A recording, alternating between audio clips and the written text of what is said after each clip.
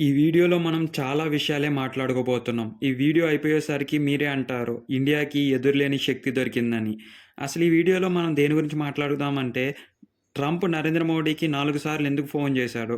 ట్రంప్‌కి Nobel peace prize రాకపోకుండా ఉండటానికి India ఏం చేసింది? అండ్ రిమైనింగ్ కంట్రీస్ ట్రంప్ మీద ఎందుకు ఇంత కోపంగా ఉన్నాయి?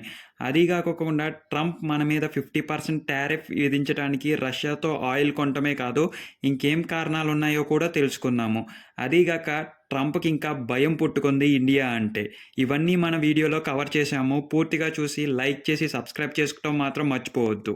మీకు గుర్తుందని అనుకుంటున్నాను. ఆపరేషన్ సింధూర్ అప్పుడు మన జెట్స్ దూసుకు వెళ్లి పాకిస్తాన్ ల్యాండ్ బేసెస్‌నంతా నాశనం చేసినప్పుడు పాకిస్తాన్‌కి వణుకు పుట్టింది. ట్రంప్ ఇంకా ఒక ట్వీట్ ఏసేశాడు. నేనే ఈ 2 కంట్రీల మధ్యన శాంతి భద్రతలను నెలకొల్పాను. ఇంకా వార్ జరగదు. వార్ ఆపేశాము అని. ఆ తర్వాత పాకిస్తాన్ రూల్స్ బ్రేక్ చేసింది. ఇండియా అవి కూడా నాశనం చేసింది. ఆ తర్వాత మళ్ళీ ఇంకో ట్వీట్ ఏసేశాడు. పర్మనెంట్‌గా సీజ్ ఫైర్ అనేది అనౌన్స్ చేశారని. అదెవరూ పట్టించుకోకుండా యుద్ధం అనేది సాగుతూనే ఉంది. మీకు గుర్తుందా ప్రెసిడెంట్ అయినా, ప్రైమ్ మినిస్టర్ అయినా కూడా మధ్యలో ఉండి మాట్లాడినప్పుడు ఒకళ్ళ మాట ఒకళ్ళు వినాలి. బట్ పాకిస్తాన్ వినకపోవడంతో మనమైతే ఈ చర్యలు తీసుకున్నాం. ఆఖరికి మన యుద్ధం ఎప్పుడు ఆపేశానంటే పాకిస్తాన్ యొక్క చీఫ్ సెక్రటరీ నుంచి ఎప్పుడైతే మెయిల్ వచ్చిందో మనకి యుద్ధం ఆపేద్దాం అనుకున్నామని, ఆ తర్వాత మనం సీజ్ ఫైర్ అనౌన్స్ చేసాం. దీంట్లో డొనాల్డ్ ట్రంప్ ఏం చేయలేదని ఇండియాలో ప్రతి ఒక్కరికి తెలుసు. ఇన్‌ఫాక్ట్ పాకిస్తాన్ వాళ్ళకి కూడా తెలుసు. బట్ పాకిస్తాన్ ఆళ్ళైతే ఒప్పుకున్నారు. మన ఇండియా అయితే ఎప్పటికీ ఒప్పుకోలేదు, ఒప్పుకోదు కూడా. ఎందుకంటే వాళ్ళ దయా దాక్షిణ్యాల మీద మనం ఎప్పుడు బతకలేదు. వాళ్ళు మన కాళ్ళ మీద పడితేనే మనం పాకిస్తాన్‌ని ఆ రోజు వదిలేసాం. అసలు సినిమా ఇక్కడే మొదలైంది. నరేంద్ర మోడీకి అటు డొనాల్డ్ ట్రంప్ 4 సార్లు ఫోన్ చేయంగా కాల్ లిఫ్ట్ చేయటం దేవుడికెరుగు. కాల్ మళ్ళీ తిరిగి కూడా చేయలేదు ప్రైమ్ మినిస్టర్ నరేంద్ర మోడీ. ఎందుకంటారా? ఆ కాల్ లిఫ్ట్ చేసుంటే నరేంద్ర మోడీని రిక్వెస్ట్ చేసేటోళ్ళు. పాకిస్తాన్ మీద యుద్ధం ఆపేసేయండి అండ్ దానికి కారణం డొనాల్డ్ ట్రంప్ అనే చెప్పండి అని. దీనికి మన నరేంద్ర మోడీ వ్యతిరేకిస్తూ ఉన్నారు కాబట్టే ఇప్పుడు నోబెల్ పీస్ ప్రైజ్ డొనాల్డ్ ట్రంప్‌కి రాదు. అసలు నోబెల్ పీస్ ప్రైజ్ డొనాల్డ్ ట్రంప్‌కే ఎందుకంటారా? ఇక్కడ ఇంకో టాపిక్ మొదలవుద్ది. సీరియస్‌గా చూసేసేయండి. నోబెల్ పీస్ ప్రైజ్ ఇది సాధారణమైన వ్యక్తులకి ఇవ్వరు. ఏదైనా 2 కంట్రీల మధ్యన గానీ, లేకపోతే 2 పెద్ద పెద్ద దేశాల మధ్యన ఉన్న ప్రజల్లో అంటే అంతర్గతమైన దేశాల్లో గానీ, బయట నుంచి వచ్చే యుద్ధాలను గానీ ఆపిన వాళ్ళకే ఈ ప్రైజ్ ఇస్తారు. సాధారణంగా ఈ ప్రైజ్ ఇచ్చిన వాళ్ళకి తిరుగుండదు. అండ్ ఈ ప్రైజ్ నెల్సన్ మండేలా కూడా తీసుకొని ఉన్నారు. మీకు గుర్తుందని నేను అనుకుంటున్నాను. ఇంకా నోబెల్ పీస్ ప్రైజ్ తీసుకున్న వాళ్ళు మీకెవరైనా తెలిసుంటే కామెంట్ రూపంలో తెలపండి. ఈ నోబెల్ పీస్ ప్రైజ్ తీసుకోవటం వల్ల ఏంటంటే లాభం, మళ్ళీ అమెరికాలో గెలవటం గానీ, ఆర్ ఒబామా తర్వాత నా అంతట వారు లేరు అని చెప్పుకోవటానికి ఇదొక నిదర్శనంగా మారుతుంది. దీనికి కావాల్సింది ఏంటంటే 2 పెద్ద కంట్రీల మధ్యలో యుద్ధం ఆపటం.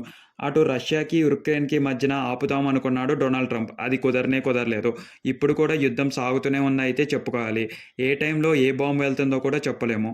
అటు ఇండియాకి, పాకిస్తాన్‌కి మధ్యలో కూడా సీజ్ ఫైర్ అనౌన్స్ చేసింది నరేంద్ర మోడీ అనే చెప్పాలి. అదైతే డొనాల్డ్ ట్రంప్ నుంచి ఎక్స్‌పెక్ట్ చేశారు. బట్ మన నరేంద్ర మోడీ గారైతే అది చెప్పనే చెప్పరు. అండ్ పాకిస్తాన్‌కి ఎంత అమౌంట్ ఇచ్చినా వాళ్ళు ఎటు డబ్బులిస్తే అటే లొంగిపోతారు కాబట్టి అదోకే. సో, ఇదంతా దృష్టిలో పెట్టుకొని డొనాల్డ్ ట్రంప్‌కైతే చాలా అంటే చాలా కాలింది. అటు యూఎస్ఏకి ఇన్వైటెడ్ చేసినప్పుడు కూడా మన నరేంద్ర మోడీని యూఎస్‌కైతే ఎళ్ళలేదు. ఎందుకంటే అక్కడ పాకిస్తాన్ వాళ్ళు కూడా ఉన్నారు. అక్కడ మనోళ్ళతో షేక్ హ్యాండ్ ఇప్పిచ్చేసి నిజంగా నేనే చేశారని క్రెడిట్ దొబ్బేద్దాం అనుకున్నారు. దీన్ని ముందుగే పసికట్టిన నరేంద్ర మోడీ గారు అటునుంచి ఎస్కేప్ అయిపోయారు.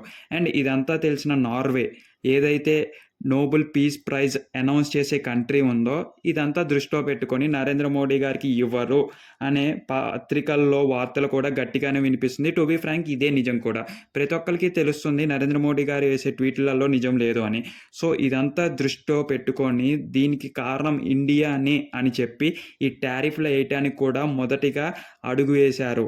టు బీ ఫ్రాంక్ రష్యాకి ఆయిల్ కొంటున్నందుకు మనం మిగతా కంట్రీస్ అన్నిటికి బెనిఫిట్ చేస్తున్నాము. ఎందుకంటే అక్కడ మనం ఆయిల్ ఇరుక్కుపోకోకుండా అండ్ కరెన్సీని సప్లై చేస్తున్నందుకు ఇండియాకి వీళ్ళు థాంక్‌ఫుల్‌గా ఉండాలి. బట్ టారిఫ్ విధించింది ఎందుకో తెలుసా? పర్సనల్ ఈగోస్ వల్ల.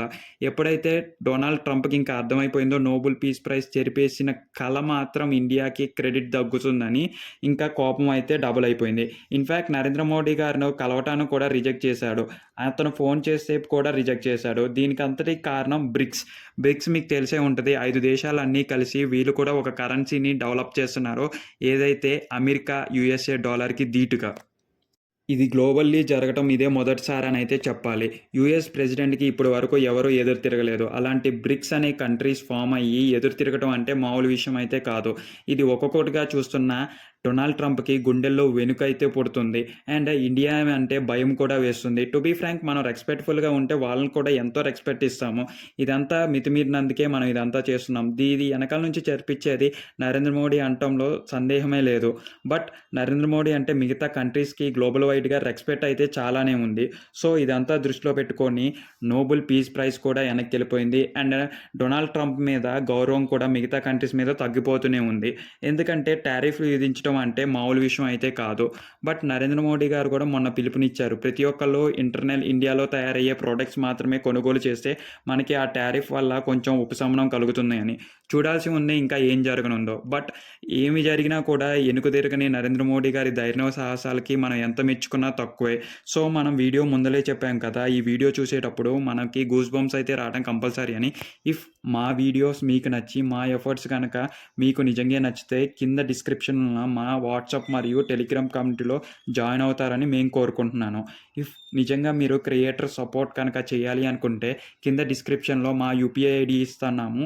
మీరేమన్నా సపోర్ట్ చేయాలి అనుకుంటే కూడా సపోర్ట్ చేయొచ్చు. అండ్ సబ్స్క్రైబ్ చేసుకోవటం మాత్రం మర్చిపోకండి గాయ్స్. మీరు చేసే ఒక్కొక్క లైక్ కూడా మన ఛానల్‌ని బూస్ట్ చేయటానికి కానీ, మన వీడియోస్‌ని పైకెళ్ళటానికి కానీ చాలా హెల్ప్ చేస్తాయి.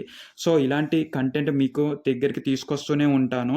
అండ్ తెలుగులో కూడా ఇలాంటి కంటెంట్ చాలా మందిదే చేస్తున్నాను. బట్ మేము చేసేది మీకు అర్థమవుతున్నా ఆర్ మీకు ఇంట్రెస్ట్ తెప్పిస్తున్నా కూడా లైక్ చేసి సబ్స్క్రైబ్ చేసుకోవడం మాత్రం మర్చిపోవద్దు. మీ ఫ్యామిలీ, ఫ్రెండ్స్‌కి మాత్రం ప్లీజ్ షేర్ చేయండి.